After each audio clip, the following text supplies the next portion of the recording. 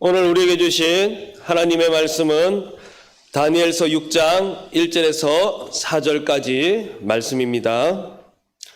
구약성경 1242페이지 다니엘서 6장 1절에서 4절까지 말씀입니다. 저와 여러분이 한 절씩 교독하여서 하나님의 말씀을 봉독하도록 하겠습니다. 다리오가 자기의 뜻대로 고관 120명을 세워 전국을 통치하게 하고 또 그들 위에 총리 셋을 두었으니 다니엘이 그 중에 하나이라. 이는 고관들로 총리에게 자기의 직무를 보고하게 하여 왕에게 손해가 없게 하려 함이었더라. 다니엘은 마음이 민첩하여 총리들과 고관들 위에 뛰어나므로 왕이 그를 세워 전국을 다스리게 하고자 한지라.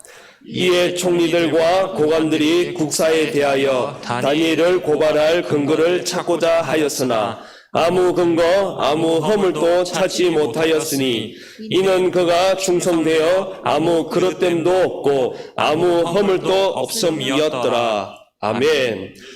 이 시간 한 사람을 세우라라는 제목으로 말씀 전하실 때 큰 은혜 받으시길 바랍니다.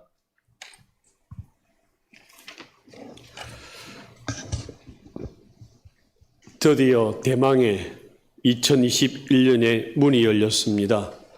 지난해에 어두웠던 것들 또 코로나 다 거치고 하나님의 나라는 해가 지지 않는다 그러셨는데 이 치료, 회복 하나님께서 저와 여러분 가정에 충만히 주시기를 예수님 이름으로 축복합니다.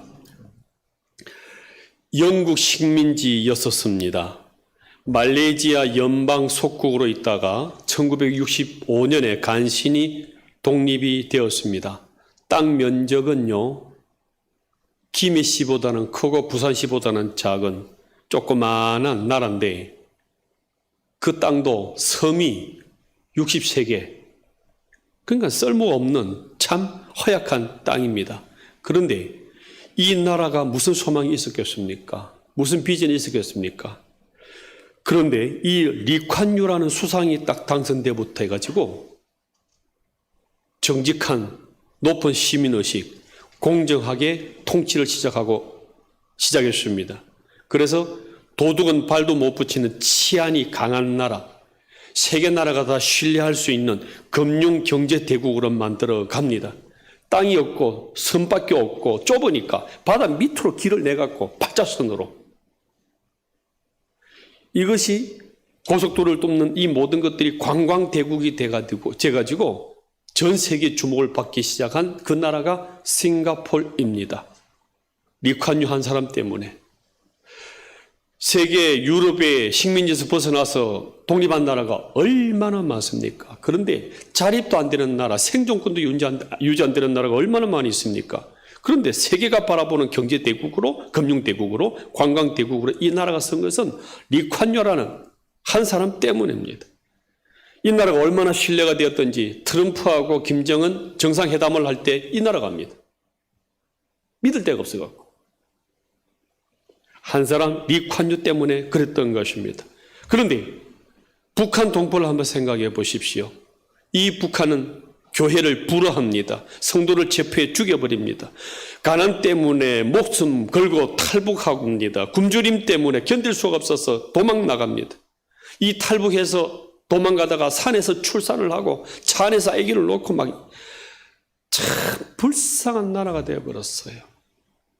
선교사님이 지난번에 오셔가지고 이 북한 정권은 인민에 대한 사랑이 없다. 이들은 수만 많고 가난하기 때문에 먹여 살리려고 힘들어서 평양 시민들만 자기들만 그렇게 특권을 누리고 있는 정권이지 미래 없다. 이렇게까지 고백해 주셨던 거예요.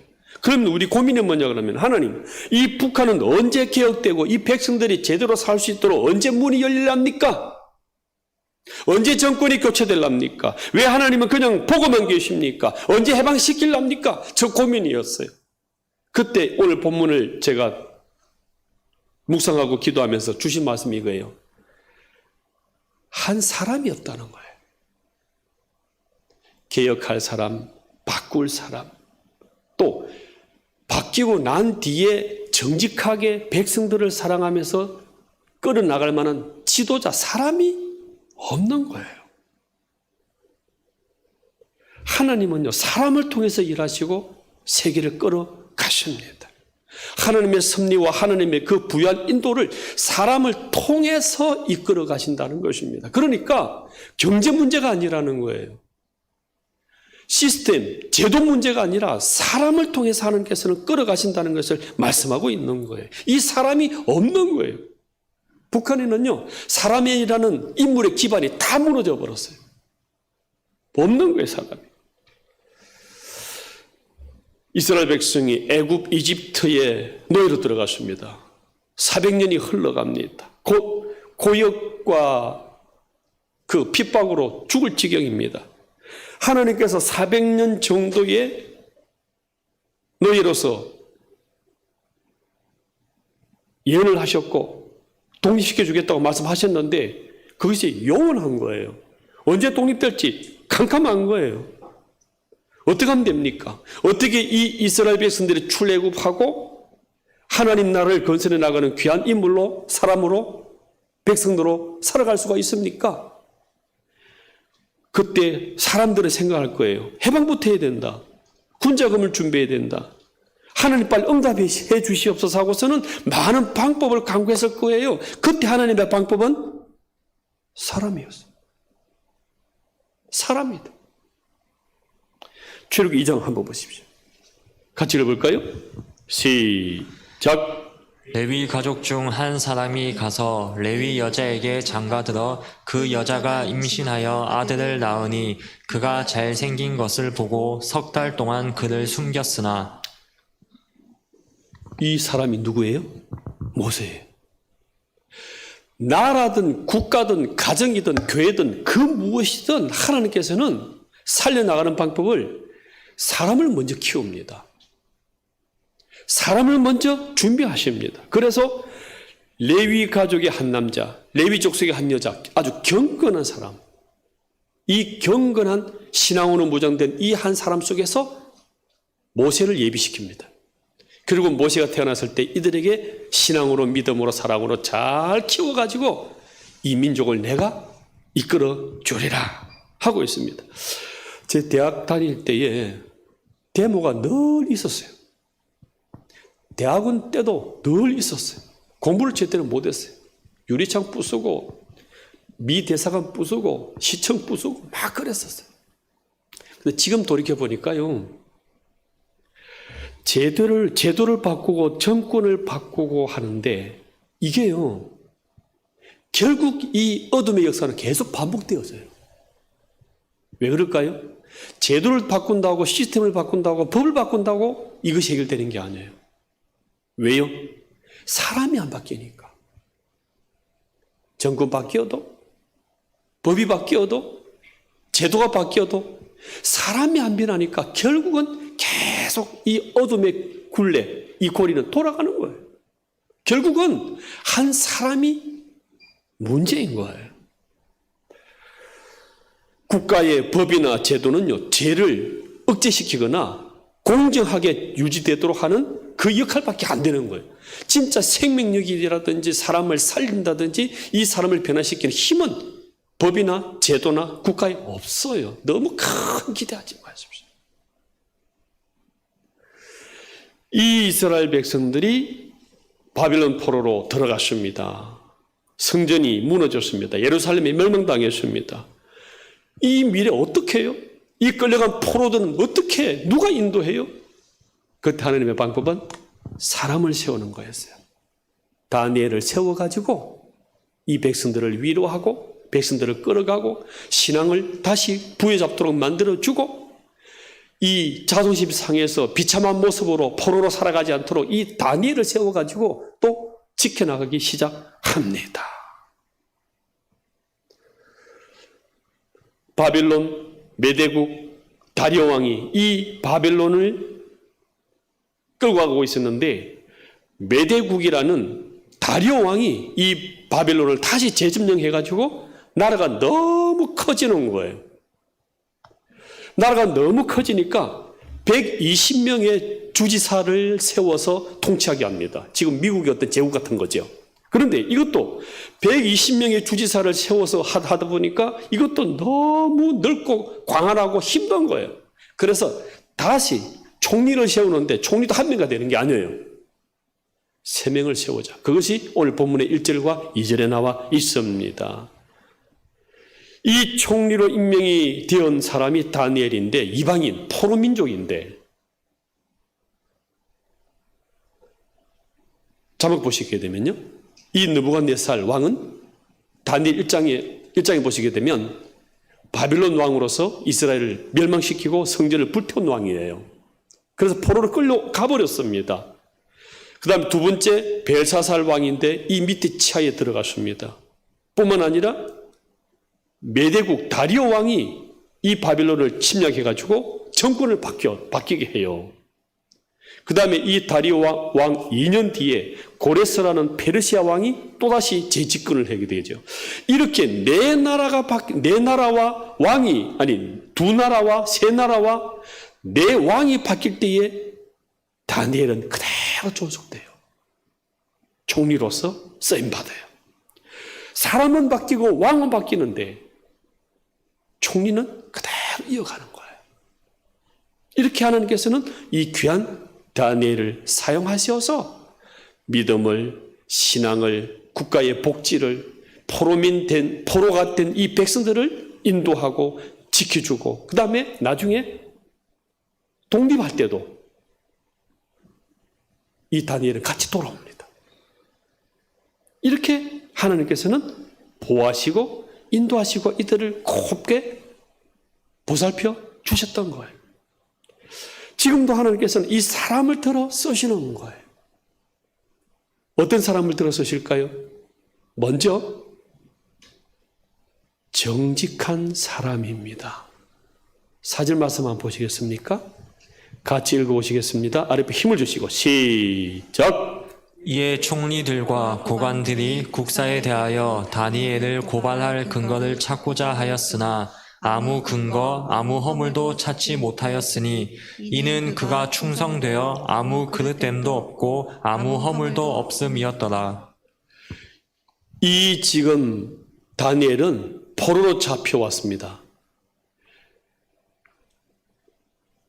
이 바빌론, 메대 이 나라의 총리가 돼가지고 다스려 나가는데 정적이 얼마나 많았겠어요. 험담을 하고 시샘을 하고 끌어내리는 사람이 얼마나 많았겠습니까? 그런데 허점이 하나도 없는 거예요. 깨끗한 거예요. 그래서 나중에는 종교법을 가지고 얽어매려고 그러죠. 무슨 일을 하는데 항상 정직하고 토마토처럼 쏙과 겉이 똑같은 거예요. 이래서 하나님께서는 이런 사람을 기를 뿐만 아니라 이런 사람을 쓰신다고 말씀하고 있는 것입니다.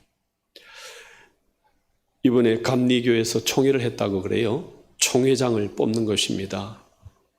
총회장은 인사권, 재정권, 치리권을 가지고 있어요. 감독이죠. 그런데 이것이 치르고 난 뒤에 당선된 이 사람이 돈 뿌렸다. 또 부정투표 만들었다. 그래가지고 법원에 제소가 된 거예요. 그래서 또 감리교 이 총회 감독 투표 이것이 법원에 제소돼가지고 엉망인 거예요. 여러분, 교회가 사회를 치유해요? 사회가 교회를 치유해요? 뒤바뀌어버린 거예요. 교회 안에도 이 정직이 없는 거예요. 이득이 된다면 썩이는 거예요. 내가 흔들리지 않고 안전을 확보를 위해서 거짓말하는 거예요. 이런 사람은, 이런 교회는, 이런 감독은, 이런 정치가는 서질 수가 없어요. 그래서 하나님께서 미국을 세웠을 때 최초의 대통령으로 누굴 세웠냐 그러면 워싱턴을 세웁니다. 왜요? 정직하거든. 그거는 제가 실수한 것입니다. 제가 잘못한 것입니다. 잘못한 것, 허점, 불신란 부분에 대해서도 철저히 그것은 제가 잘못했다고 말할 수 있는 이 워싱턴을 사용해서 나라를 세워 나갔던 것입니다. 왜 그 짓을 하고 왜 속이게 될까요? 하나님 인도하시고 하나님이 지킨다는 이 코람되어 의식이 없을 때 속여요. 돈이, 사람이, 힘이 내 인생 미래를 이끌겠지 하는 이 세속적인 생각이 결국 자기를 속이게 되어지더라는 겁니다. 그런데 내 인생을 하나님이 인도하신다는 믿음이 있게 되면 사람 앞에, 돈 앞에 무릎 꿇지 않는다는 것입니다. 불신자라도 진짜 중요한 일을 맡길 때는 누구를 맡길까요? 정직한 자를 맡깁니다. 신앙하고 관계없어요. 종교하고 관계없이 진짜 중요한 요직에는 정직한 자를 세울 수밖에 없는 거예요. 그런데 이 정직한 자가 없는 거예요. 그래서 하나님께서는 이런 다니엘처럼 정직한 자를 만드시고 정직한 자를 키우시고 이 정직을 가르쳐서 세워서 백성들을 나라를 이끌어 갔던 것입니다. 저와 여러분 가정에서 이 정직을 가르치시고 정직한 사람으로 살아가시기를 주의 이름으로 축복합니다. 두 번째는요, 말씀을 아는 자예요. 삶의 모든 기준이 성경 말씀을 가지고 살아가는 거예요. 포로를 끌려왔습니다. 때립니다. 말 안 들으면 죽이는 것은 그냥 간단한 일이에요. 하는 말이 뭐예요? 이 고기 먹어. 그런데 이 고기를 먹으려고 그러니까 궁중에 있는 모든 고기들은 우상숭배 제사를 지내고 난 뒤에 먹는 거거든요. 저거 하나님 말씀에 우상숭배하지 말라 그랬는데 우상숭배 제사로 드려진 그 고기를 먹으면 안 되는데 이 말씀이 부딪히는 거예요. 어떻게? 나는 지금 끌려온 포로 백성 소년이란 말이에요. 그 환관장 말 한마디면 죽는 거예요. 그런데 환관장보다도 왕의 명령보다도 하나님의 말씀을 더 크게 잡은 거예요. 저는 고기 안 먹겠습니다. 안 먹어? 하나님 말씀에 우상숭배나 우상숭배 제물을 먹으면 안 된다 했기 때문에 저는 못 먹겠습니다. 그래? 기회를 주십시오. 제가 채소를 먹고 야채를 먹고 난 뒤에 기간이 지났을 때도 불구하고 제 건강이 안 좋다면 그때 죽이십시오. 그래서 거기서 승리한 거예요. 철저히 말씀을 따라가는 백성이었다는 것입니다. 이 느부갓네살 왕이 꿈을 꾸게 돼요. 꿈을 꿨는데 너무 무서워가지고 잠을 못 자요. 새벽이 되자마자 술사들, 박수들, 학자들 다 부릅니다. 지금부터 내가 꾼 꿈이 무엇인지 두 번째 해석, 해명을 제대로 해라. 만약에 이 꿈 내용과 해몽을 못한다면 한 칼에 죽는다. 그래서 이 바빌론 왕국에 있는 모든 학자, 술사, 박사들이 벌벌 떨면서 죽기를 기다리고 있습니다. 그때 이 다니엘이 기도하는 가운데 이 꿈을 봤습니다. 그리고 그에 대한 해석을 하나님께서 딱 주셔가지고 그 하나님의 말씀대로 이 해석을 딱 내려줍니다. 2장 23절 말씀 보시겠습니까? 같이 읽습니다. 시작.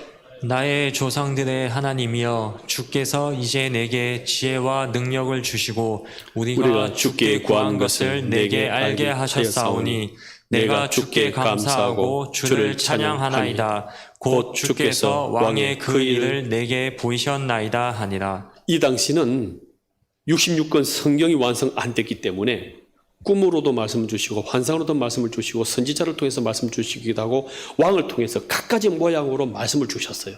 이 말씀을 다니엘은 알고 잡은 거예요. 그러니까 말씀을 받을 수 있는, 말씀을 들을 수 있는 영성이 있더라는 거지요. 꿈을 주신 분도 하나님이시고 이 해석도 하나님이 하시는 것입니다. 하고서는 그 금신상, 이 금신상이 둥둥둥둥둥 탁 떴는데 돌이 날아와서 금신상을 팍 부숴버려요. 요에 대한 해석을 하나님이 주시다면서 정확하게 딱 내립니다. 머리는 바빌론이고 그 다음엔 페르시아고 그 다음은 헬라, 알렉산더 왕이고, 그 다음은 로마고, 그래서 섞이지 않는 이런 로마입니다. 그 다음부터는 유럽 연합으로 전 세계가 퍼져나갈 것입니다 하면서 이 시대에 대해서, 앞으로 미래에 대해서 말씀으로 풀어준 사람이 다니엘이라는 겁니다. 예수님, 아기 예수님이 이 땅에 태어나실 때에 누가 찾아옵니까? 동방에서 박사 세 사람이 찾아와요. 어떻게 찾아왔다 생각하세요? 이것은 메시아 하나님을 증거할 때에 신자들뿐만 아니라 불신자, 이방, 모든 이방 땅에서조차도 예수님은 메시아하고 하나님 아들이라는 걸 증거하기 위해서인데 어떻게 찾아왔다 생각해요? 성경 주석가들은 이렇게 얘기합니다. 그 바빌론에 구약 성경 말씀을 기록하게 하고 남기고 그 도서관에 남긴 사람이 다니엘이라는 거예요. 민수기 24장 17절 보시게 되면 한 별이 이스라엘에서 야곱에서 나온다 이런 기록들이 있어요. 이 말씀들을 갖다가 증거했고 바빌론 제국의 박사들에게 학자들에게 알린 사람이 이 다니엘이라는 거예요. 별이 나타나? 그래서 이 학자들, 관심 있는 사람들, 점성술가들은 이 별이 뭐냐? 결국 그 별을 따라서 메시아 탄생하신 베들레헴 땅으로 왔다는 것입니다. 이렇게 말씀에 정통한 거예요. 말씀을 아는 거예요. 이 말씀 언제부터 알게 됐을까요? 포로로 잡혀오기 전에 집에서 가정 예배 드리면서 어머니가, 아버지가 이 말씀을 늘 가르치는 거예요. 모세 오경을 딸딸딸 외우게 하고 하브루타식으로 디베이트식으로 말씀을 가르치는 이 백성으로 자라왔기 때문에 포로로 끌려가도 말씀이 있는 거예요. 환난을 당하고 저 허벌판의 황무지에 버려져도 이 말씀이 살아있다 보니까 이 말씀 따라 갔던 거예요. 하나님의 말씀이 우리의 능력임을 믿으시기를 바랍니다. 시편 119편 같이 읽어볼까요? 하나님의 말씀이 어떤 것인지 선포하듯이 시작! 내가 주의 법을 어찌 그리 사랑하는지요. 내가 그것을 종일 작은 소리로 읊조리나이다. 주의 계명들이 항상 나와 함께하므로 그것들이 나를 원수보다 지혜롭게 하나이다. 내가 주의 증거들을 늘 읊조림으로 나의 명철함이 나의 모든 스승보다 나으며 주의 법도들을 지킴으로 나의 명철함이 노인보다 나으니이다. 아멘. 그래서 하나님의 말씀이 우리를 지혜롭게 만들고 명철하게 만들고 분별력을 더해주시고 이 땅을 어두운 세상을 살아갈 때 등불이 되셔가지고 선익게 하는 이 모든 것이 성경 말씀이라는 것을 어릴 때부터 딱 잡은 거예요. 이 말씀이 저와 여러분을 인도하실 줄 믿으시기를 바랍니다. 자녀에게, 이웃에게, 셀원들에게 이 말씀을 가르쳐 주는 것이 이 코로나 시대, 이 경제 불황에 살아갈 수 있는 힘이고 능력이고 분별력이고 지혜고 명철이더라는 것입니다. 그래서 혹시 중단하셨다면 2021년도 새해부터는 15분간만 아침부터 큐티하십시오. 말씀을 꼭 읽고 잡고 이 말씀을 가지고 살아가십시오. 주중에 한 번은 가족, 자녀들을 붙잡고 하브루타로, 디베이트로 말씀을 토론하십시오. 정말 이 말씀이 그러한가 안 그러한가 베리아 사람들처럼 말씀을 깊이 한번 상고하면서 이 말씀을 가르쳐 줘 보십시오. 가족별로 성경 한 장씩을 같이 한번 녹음해 보십시오. 그래서 아버지가 3절, 엄마가 3절, 아들이 3절, 딸이 3절 이렇게 해가지고 성경을 한번 녹음시켜 보십시오. 그래서 이걸 우리 연주교에서 다 모을 거예요. 누구 집사님 가정은 요한복음 1장을, 또 권사님 가정은 요한복음 2장을, 또 목사님 가정은 요한복음 3장을, 또 저 집사님 가정에서는 요한복음 4장 이렇게 해서 그 각자의 소리로 만들어진 이 녹음된 이 성경, 이걸 보이스 바이블 이렇게 할 거예요. 이걸 우리 교회 홈페이지에 비치해서 누구든지 들어와서 요한복음 1장을, 요한복음 10집장을 이렇게 읽을 수 있도록, 들을 수 있도록 이렇게 구비할까 합니다. 하느님 말씀을 그렇게 듣게 하고 가르치고 이 말씀을 붙잡고 은혜, 능력으로 살아가게 만든다고 그렇게 말씀하고 있는 것입니다. 세 번째는요, 예배하는 자입니다. 포로로 잡혀와가지고 예배드리면, 기도하면 사자굴에 죽인다고 이미 왕명이 떨어졌습니다. 그런데 이 다니엘은요, 죽음을 각하고 예배만큼은 포기하지 않습니다. 10절 말씀 같이 읽습니다. 시작. 다니엘이 이 조서에 왕의 도장이 찍힌 것을 알고도 자기 집에 돌아가서는 윗방에 올라가 예루살렘으로 향한 창문을 열고 전에 하던 대로 하루 3번씩 무릎을 꿇고 기도하며 그의 하나님께 감사하였더라. 전에 하던 대로가 뭘까요? 포로로 잡혀오기 전에 집에서 하던 대로 가정에서부터 말씀을 가르치고 예배를 드리고 했던 것을 늘 해왔던 거예요. 그래서 집에서 하던 대로, 어려서부터 하던 대로 이 예배는 멈출 수 없습니다. 목이 달아나도 예배는 드립니다. 왜? 예배를 통해서 하나님의 임재를 느끼고 능력을 느끼고 하나님이 보호 인도하신다는 그 확신을 갖기 때문에 목숨을 걸고 이 예배를 드립니다. 다니엘은요, 포로민입니다. 이방 땅에서 포로로 잡혀온 소년이었고 거기서 자라가는 사람입니다. 관리들 한마디면, 왕명 한마디면 죽습니다. 그런데도 내 목숨을 인도하고 내 목숨을 지키는 분은 왕이 아니라 하나님이기 때문에 예배드리는 거예요. 내 미래를 인도하시는 것은 사장님이 아니라 하나님이기 때문에 예배드리는 거예요. 나의 모든 것을 지키는 것은 돈이 아니라 세상이 아니라 하나님이기 때문에 이 하나님의 은혜를, 하나님의 임재를, 하나님의 능력을 입기 위해서 예배 드리더라는 것입니다. 그래서 어려서부터 가정에서부터 말씀을 가르치고 정직을 가르치고 예배를 가르쳤던 이 힘이 다니엘에게 있다 보니까 포로로 끌려가도 괜찮아요. 황무지에 내 동댕이 쳐도 괜찮은 거예요. 왜? 이게 있으니까. 이 말씀, 이 예배, 이 정직이 저 여러분의 힘이 되고 여러분을 인도하시는 능력이 되시기를 주의 이름으로 축복합니다.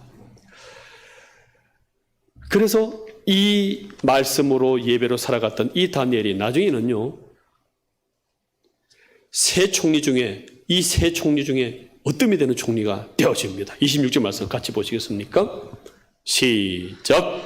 내가 이제 조서를 내리노라. 내 나라 관할 아래 있는 사람들은 다 다니엘의 하나님 앞에서 떨며 두려워할지니 그는 살아계시는 하나님이시요 영원히 변하지 않으실 이시며 그의 나라는 멸망하지 아니할 것이요 그의 권세는 무궁할 것이며.